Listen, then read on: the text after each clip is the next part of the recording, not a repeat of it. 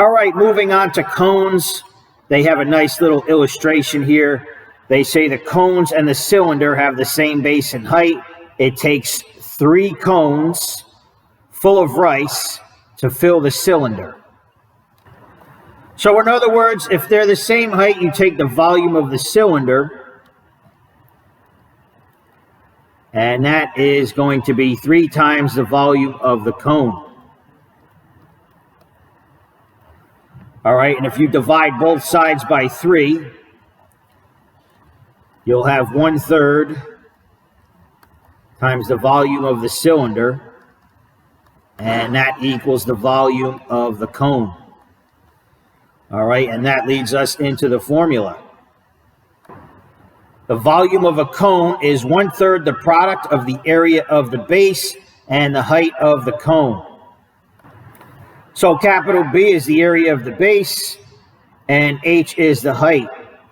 All right, so we have the volume here, and that equals 1/3.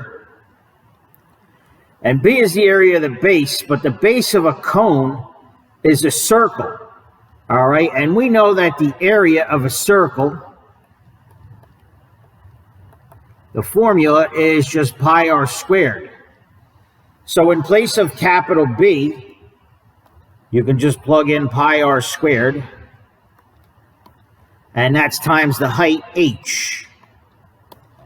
So that's how they get 1/3 pi r squared h. All right, these are all multiplied by each other. So this formula for the cone, it's really the same as the one for the pyramid.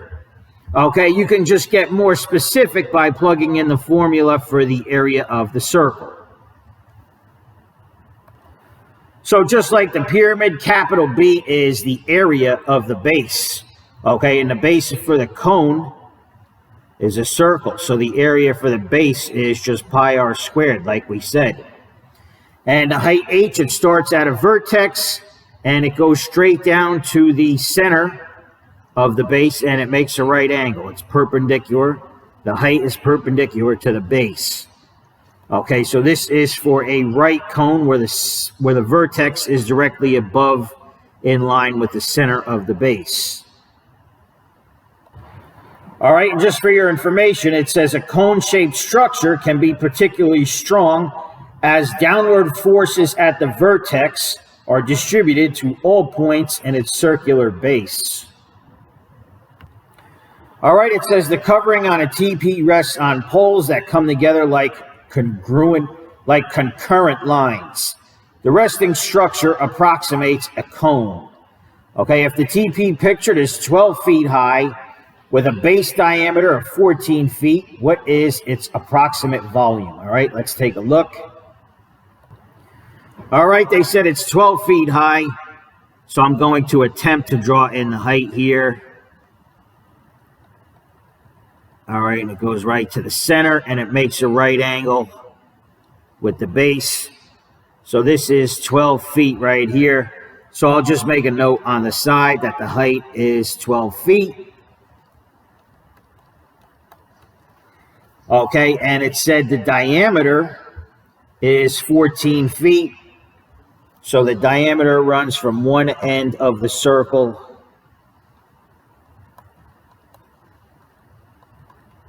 to the other end of the circle. Okay, the diameter is 14 feet. All right, and we need the radius, of course. So the radius is just half of the diameter.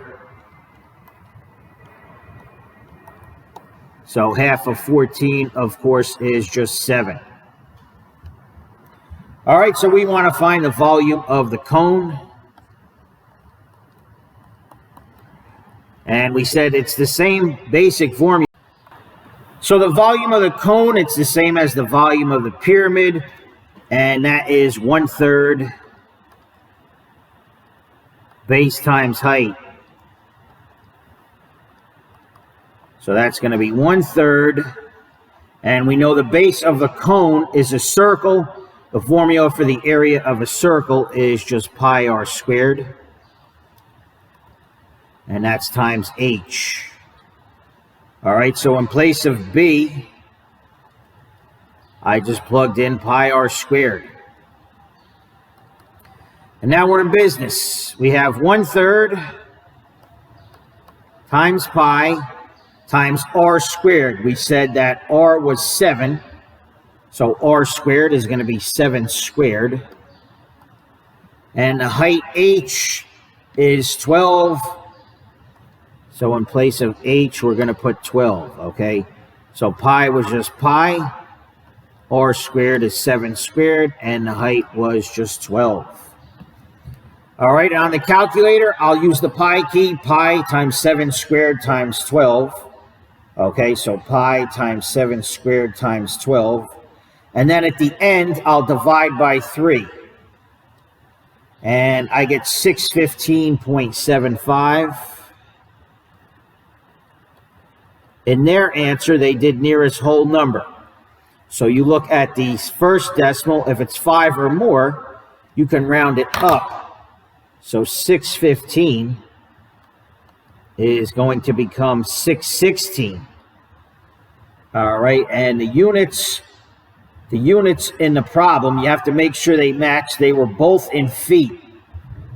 Okay, so when we did 7 squared, that was feet squared times feet, and that is going to be feet cubed.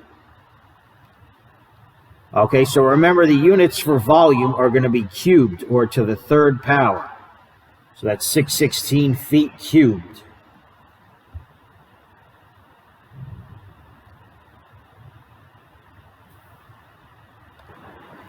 All right, so let's try got it problem 3A.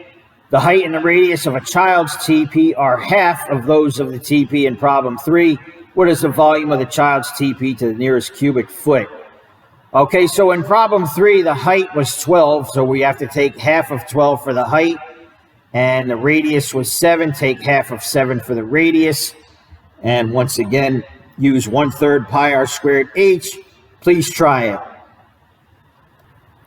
Okay, if the height is half of 12, that means the height is just 6. And if the radius is half of 7, the radius is just 3.5. All right, so we'll just move right to the formula. 1/3 pi r squared h. Okay, so that is going to equal 1/3 times pi times r squared. We said r was 3.5. Times h, we said the new height was 6.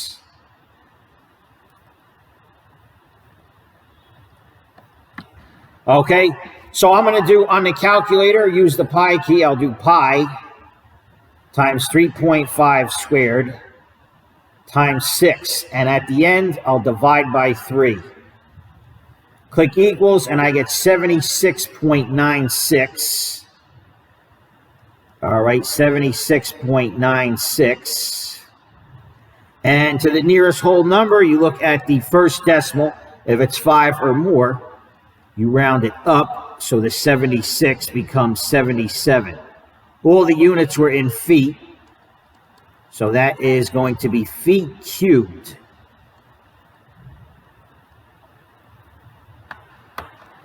So part B, they want to know what is the relationship between the volume of the original TP and the child's TP. Well, let's see. The original was 616. Okay, so for the original, that was 616. And on the bottom, I'm just making a fraction here. The child's TP was 77. So 616 divided by 77 equals 8. It's not even approximated, it's exactly 8.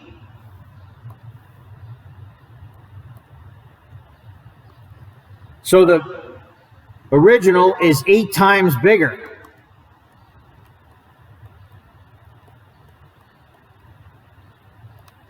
Eight times larger.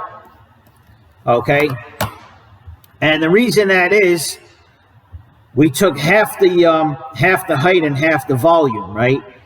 And that means that the original one, the height and no, I'm sorry, I said half the height and half the radius. That means the height and the radius on the original one are 2 times bigger. All right, so if you have your formula pi r squared times h, and you plug in something that is, you keep the pi and you plug in something and the radius that's 2 times bigger, that gets squared. And if the height is 2 times bigger, 2 times 2 squared is 4, times 2 is 8. So the new one is going to be 8 times bigger if you double the height and the radius, because it gets squared. So that was the point. All right, problem 4. What is the volume of the oblique cone? Give your answer in terms of pi and also round it to the nearest cubic foot. All right, so we see the height of the oblique cone. Notice it starts at the vertex and it's perpendicular to the base. Like we said, the height does not go to the center because the cone is oblique. It's leaning to the side. Anyhow, the height is 25. And this right here is a diameter.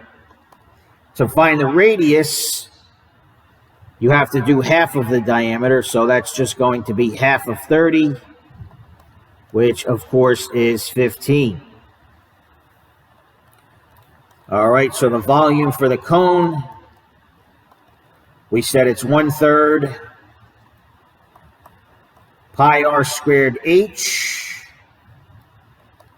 and that's going to be 1/3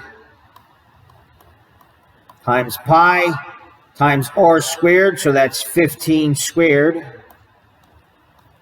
times h, which is 25. All right, so I'll do it in terms of pi first. I'll leave pi alone.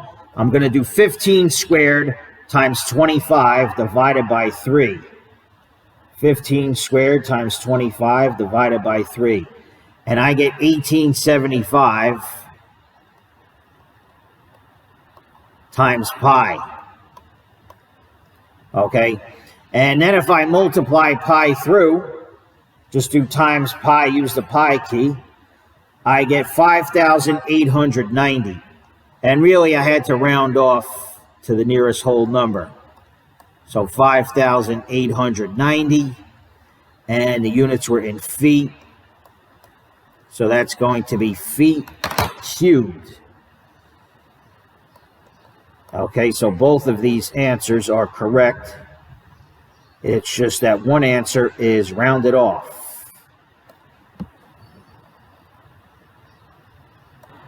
All right, so please try the same thing on this oblique cone.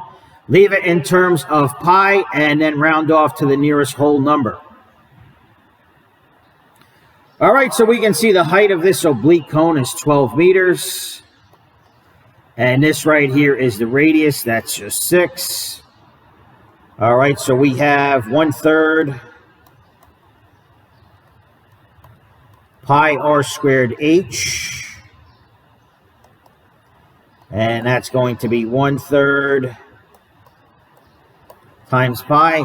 R squared is going to be 6 squared. And the height is 12. Okay, so at first, I am going to leave pi alone. I'll do 6 squared times 12 divided by 3. Okay, 6 squared times 12 divided by 3.